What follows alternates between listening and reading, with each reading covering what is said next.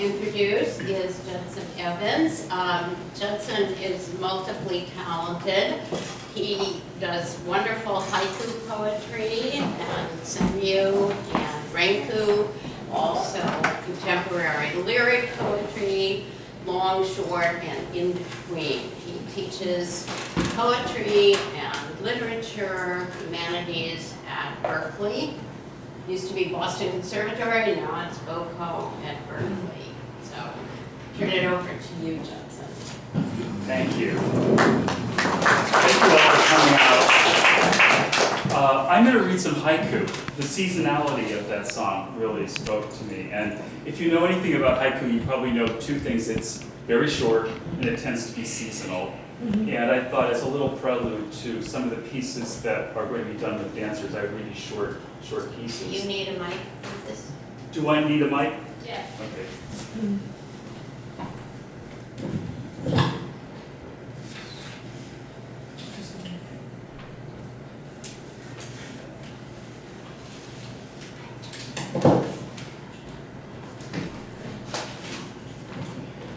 So I'm going to dedicate these haiku to my broken leg. I broke my leg back in August, and it took me about 3 months to be healed. So I'm the first few of these start in autumn, and they're kind of reliving a little bit of the craziness of being on crutches for 3 months. Stitches out, the week heals over. X-ray of a hairline fracture, October light through a leaf. My broken leg wants every cup and dish broken. Freshness date expired, X marks my right leg or surgery. And because I wanted to amuse my students, since I couldn't put a shoe on my right foot, I would wear different styled socks every day. I had some Jurassic Park socks. At the far end of my broken leg, rainbow sock. Fire pit, the only spirits, the alcoholic ones.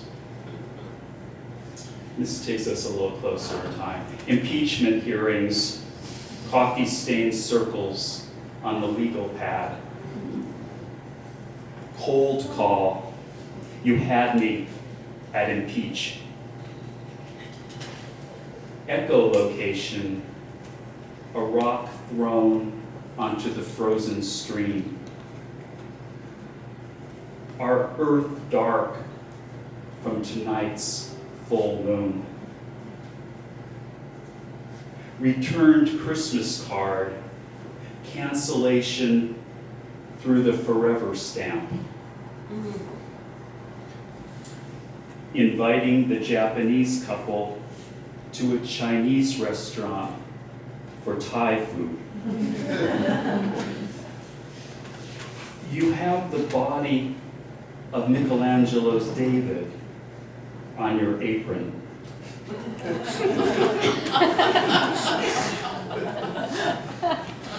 New Year's morning, an albino squirrel no one else sees. Rembrandt's mother, each wrinkle in the copper plate etched in reverse. Now we're moving towards spring, and I'm going to end in spring. Spring after spring, giving them away, my mother's flowered scarves. In the loose change, his wedding band goes to the homeless man.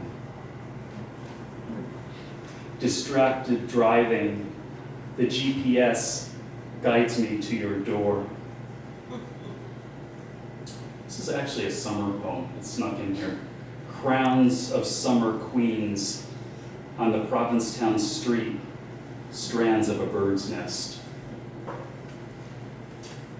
Hunky dog walker, I let my dog check out his.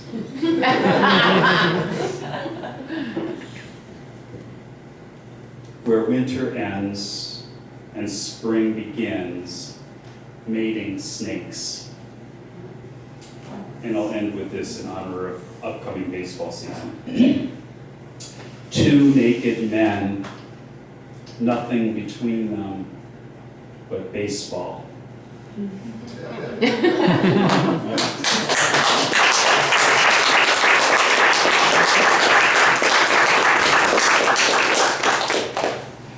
So the piece that we're going to do now with the dancers is based on a video by two Swiss conceptual artists who took a warehouse in Zurich and set up a kind of Rube Goldberg device. And the entire video, which is about 20 minutes long, simply shows objects interacting with other objects, knocking each other down, creating all kinds of effects. There's no human intervention that you can see. And I became obsessed with this video and decided I wanted to write a monologue that would be read while it played behind me. And that's impossible, both because it's 20 minutes and I can't seem to write that much poetry, but also because it's illegal for me to show the video and do that. So Karin got the brilliant idea that it would be a very interesting thing to do with dancers because it's so full of movement. And so we're going to perform the piece, and the piece is in 3 parts, a quartet, a trio, and Isval, amazingly, is performing the duo as a solo. So we're going to start with the quartet. Minus the chord. minus one, yeah, minus one of the 4 people. And it's called The Way Things Go.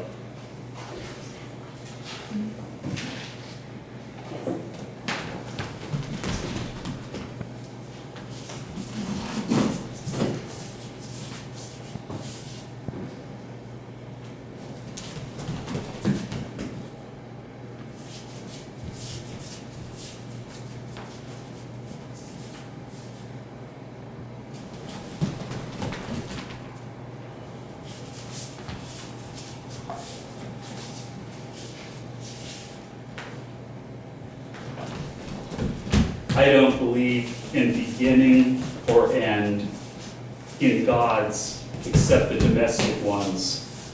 Only matter and swerve, matter and swerve, matter and swerve.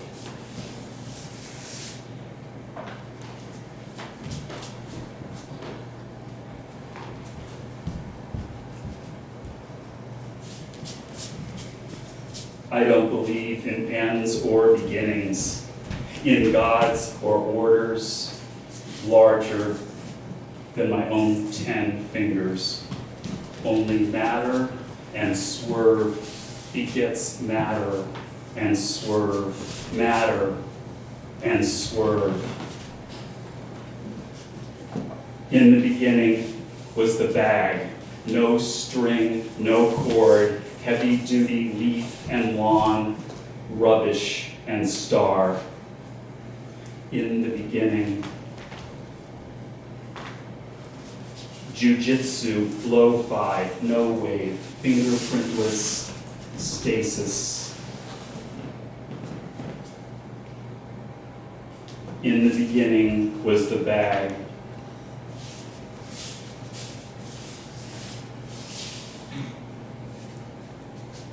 Coal tar disco ball, radiation of the egg sac, pinata palindrome, the word restless in oxbow breathing, perforated tongue, the unpronounced once, the unuttered utter, the back stutter sun's unfeathered influx.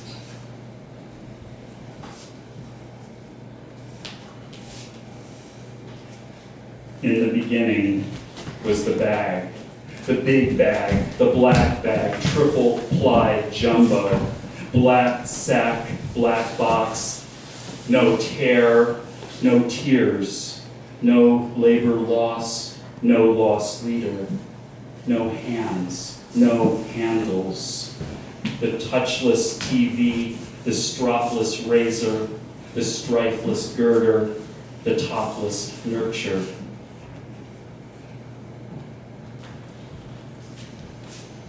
I don't believe in beginnings or ends, only matter and swerve, matter and swerve, matter and swerve, matter and swerve, matter and swerve.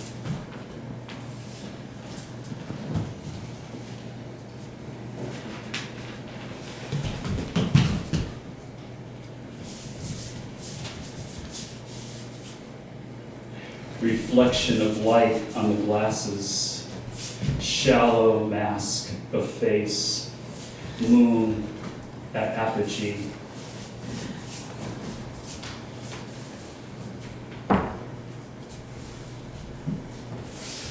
Beard tangles in the moonlight, not moonlight, is moonlight, not moonlight.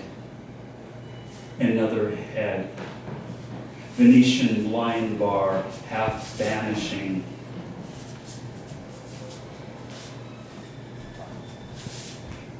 Moon or planets on an orrery, each angled differently toward the light, each warned differently, or Janus jinxed, frozen by gravity.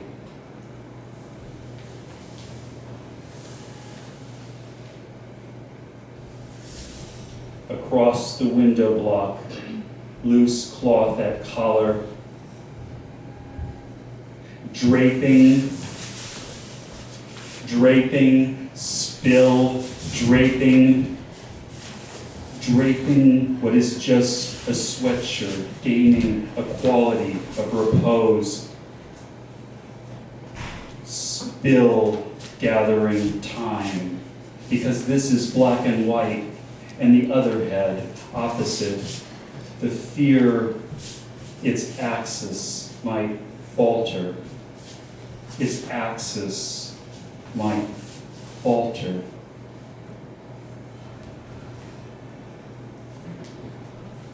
Orbitals, epicycles, clumsy contraptions of desire, tinfoil antenna from its Sputnik skin, the tip or tilt of head, its inflection, glare of the bulb, chalky smear in the window glass. There may be rising and setting of each.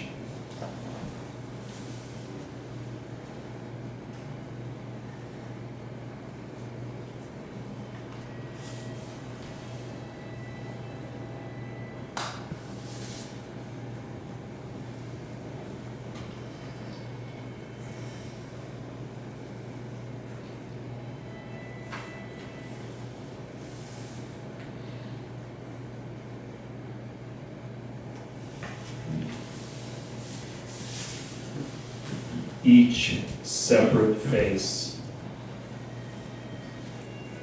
each face with its own moondark half.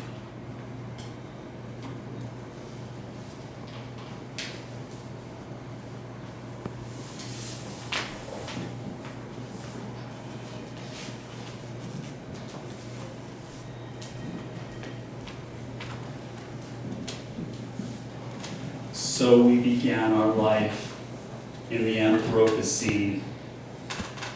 Like a map crunched back against its folds, the house was a crush of gluts and thinning wires, a windsock to measure flows and choke points. Our bituminous bodies in their soft serve frictions sifted and panned into different grades, already fuel for future stockpiling. The tarred timbers we hid under, used as props for plays and daredevil leaps, contained the times tables that memorized us, formed a trestle where layers of mashed snapshots were buried in calm and composted. The smell of other boys, the smell of broken bags of lime, moldering wood of sheds, wet rope, tar, ragweed, and stagnant water on barrel tops. A bucket a day stayed cold and poisoned the cellar with monoxide. The ashes had to be shoveled out for days. Remember the asphalt smell of spring when adolescence broke into the body like a mine fire? To stay warm in the onset of adulthood, we put thicker albums on the fire. Wobbly slabs of sound with tire prints bringing up frequencies of seafloor. Everywhere great violence slowed on a turntable with a stack of quarters on the stylus. The fracking of our words before they grew faceted.